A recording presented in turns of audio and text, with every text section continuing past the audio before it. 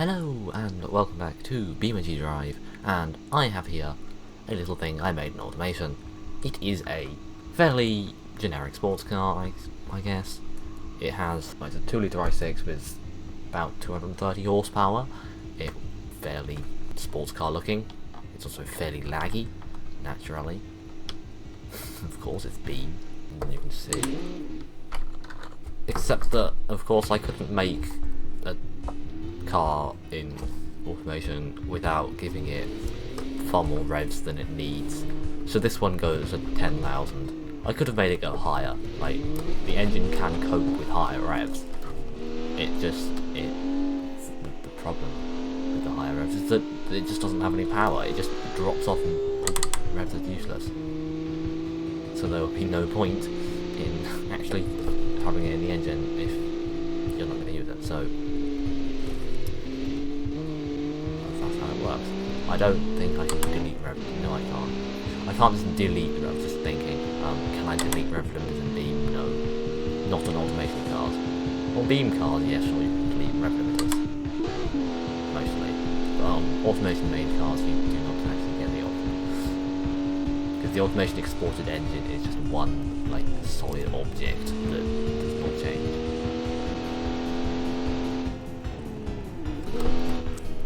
So I have the ESC on, although to be honest it doesn't really make much of a difference. It drives pretty much the same whether you have it on or not. You barely notice the difference. So I'm going to take a nice trip to another part of Italy, the name of which I cannot remember because the names are in Italian, right? Or at least fake Italian.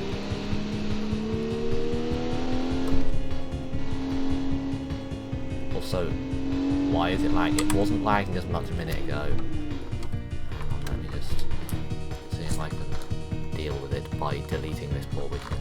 I stalled it now. Has that fixed the lag?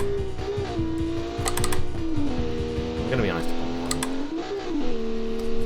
Right, so let's just go down the motorway.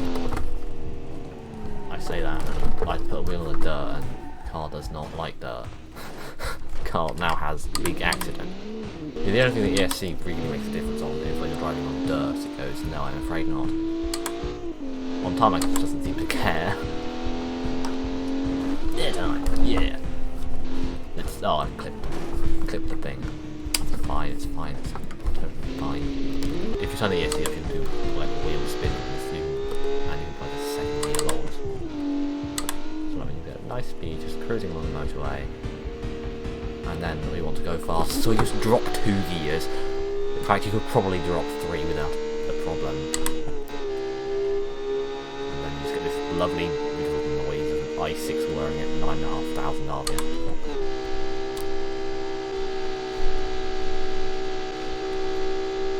Yeah. Speed. It's not slow, I'll be honest. It's pretty quick when you give it the RPMs.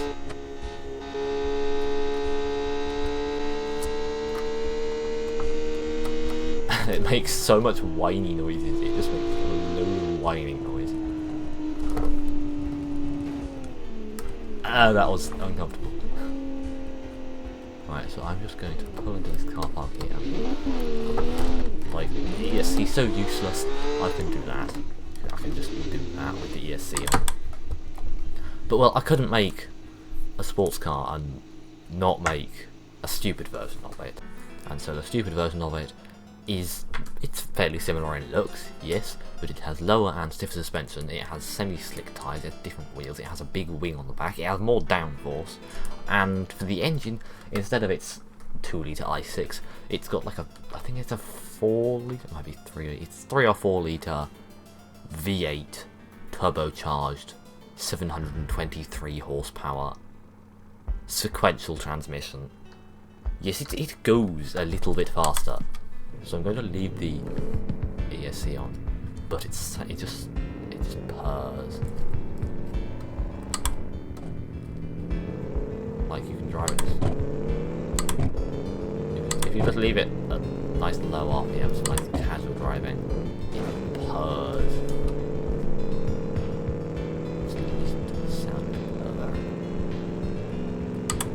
And then if you just want to go somewhere, you can just drop like 3 gears. And then you give it the RPMs, and then it goes. And then it does drifts with the ESC on, because the ESC doesn't know what to do about it. The ESC is just like, too much power. What do I do? Would you like to have an accident or an accident? Basically.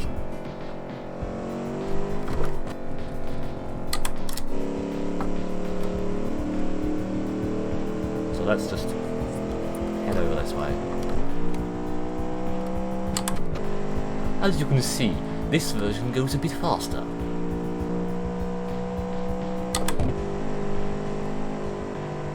A little too fast, perhaps. No, don't stop the car. Stop trying to stop that. Move. Stop trying to stop the car, you stupid game. Even with the ESC on, it does wheel spins. Like 60 miles an hour. That might have something to do with the fact the front wheel is broken. Now I can punch a tyre. But yes, so that's how it drives normally. I can turn the ESC off, however, and then we can show it in third. And I can turn the engine off. Get some rev. Just wheel spin it out of third.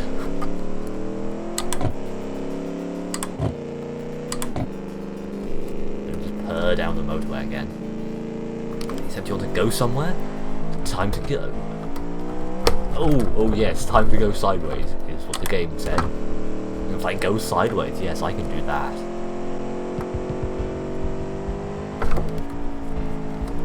Stop drifting, you stupid thing. The ESC tries to control it, and the best the ESC can do is make it drift.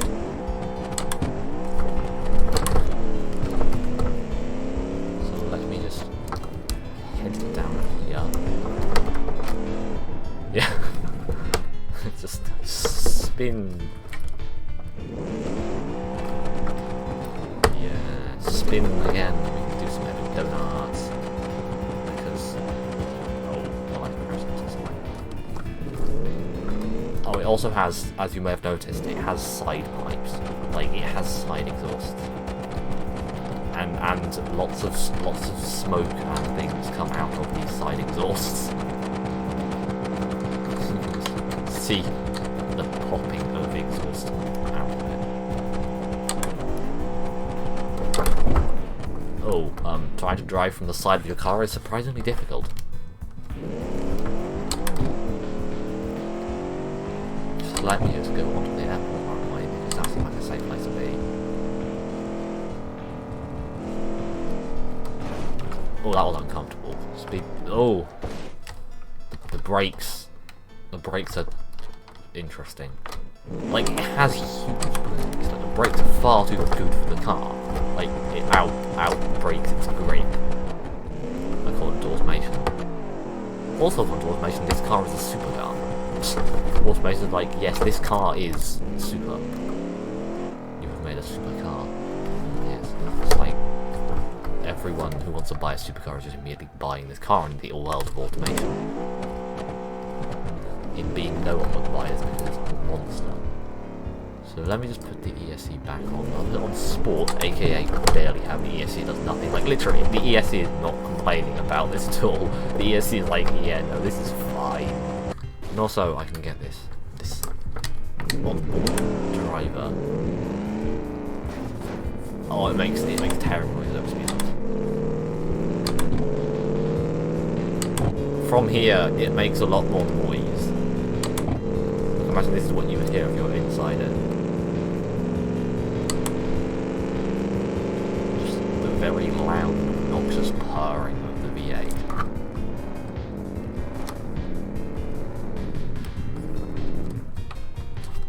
But let's go take a look at the V8. Ah yes, we have a very fancy carbon fibre top bit on it. It takes up so much of the engine bay. Like, there is no room around at all. The automation exported cars don't seem to simulate anything else in the engine bay. Wait, does it have 2 turbos? Because automation doesn't give you the option to have the amount of turbos you have.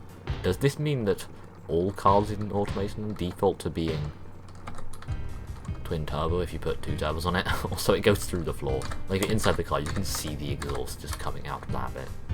That looks so funny. The rear lights that are totally not literal super tail lights. Yeah, epic exit. Wait, did I actually, like, survive? I didn't crash at all. I'm surprised. Let me just go back to the onboard view, on which I have to talk louder, otherwise you won't be able to hear what I'm saying, because much car noise is emanating from this vehicle. I was like, when I normally play this game on volume of 4, I'm going to be playing it on volume of 2.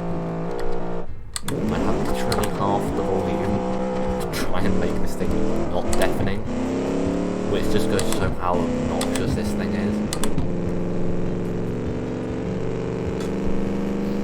Because why would you not have an obnoxious car with a massive V8 in it? With 700 horsepower. Oh, that's a curb. Just bunny hops on the curb. If I could have this car in real life, I would be so happy.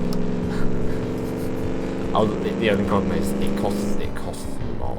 Like the i6 one costs like 50 grand, but I can't remember the price for this one. The automation reckons it cost, because automation reckons that the i6 one costs, it was like 90 something. Just money, and I'm pretty sure that it's a game made in New Zealand, so I converted it from New Zealand dollars to GBP and bought it worth about 50 grand. So if that one is worth 50 grand, this one's going to be worth over 100.